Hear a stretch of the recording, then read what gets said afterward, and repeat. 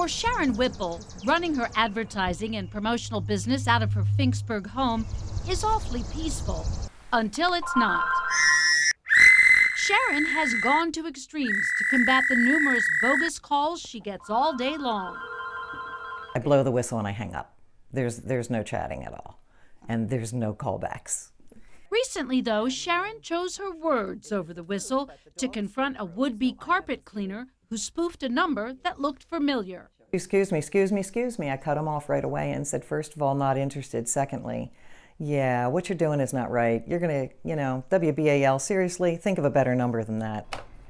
Good afternoon, WBAL TV. A scammer hijacked our station phone number to target unsuspecting consumers. I'm on the do not call list. So for many years that worked fine, but it doesn't any longer. How often do you hear a complaint about this? Oh, not more than every 15 minutes. Attorney General Brian Frost says it is illegal to call someone on the do not call list and to call someone unsolicited on their cell phone. But scammers are on the hunt. Your social security number, your credit card number, your birth date, driver's license number, any of that stuff in their hands is dangerous to you. To protect Maryland consumers, last year the General Assembly passed the caller ID spoofing ban. But the Attorney General says this new law is difficult to enforce. If they're outside the state of Maryland, there usually isn't a lot we can do. If they're outside the United States, the U.S. government can't do very much, and it's very hard to track them and harder to catch them. Data analysts say the heaviest volume of robocalls come on Mondays, while Fridays are the lightest.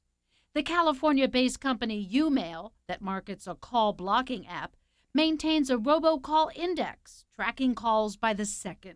It's about 60 million scam calls to Baltimore residents in a single month. That's crazy. Of the top 10 robocallers in our area in March, Umail says all but one were considered high or medium risk, including an auto insurance scam and a medical brace scam. I got that call myself last month. For more information on how to receive your medical brace, press 1 now or press 9. Chances are that local-looking call came from overseas. When I tried to call back, the number you dialed is not a working number. Please of check course the it's number not. and dial it. The Better Business Bureau of Maryland's Jody Thomas says if you don't recognize the number, do not answer the call. Scammers share information, so if they've got a good number and it seems likely that you're going to pick up and engage, they're going to share that number. So they network. Exactly. They are not going to quit. That's how they make a living. Sharon Whipple, who must answer the phone for business, believes her whistle method is working. It is how she copes with being spoofed to extremes. You got to do what you got to do, right?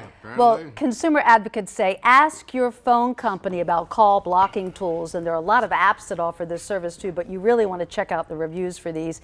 The FCC is urging the phone industry to adopt what it calls a robust caller ID authentication system, but Attorney General Brian Frost, who gets these calls himself, by the way. Everyone does. He says, you know what, we're going to be living like this for a while, so just be smart and do not answer it. Wow. So get me a whistle. Well, I want one too. Guess what? Sharon's going to start marketing them. She should. She should. Right? Why not? It's working for her. Very frustrating thing. All right, Deb, guys. thank you for that. Excellent story.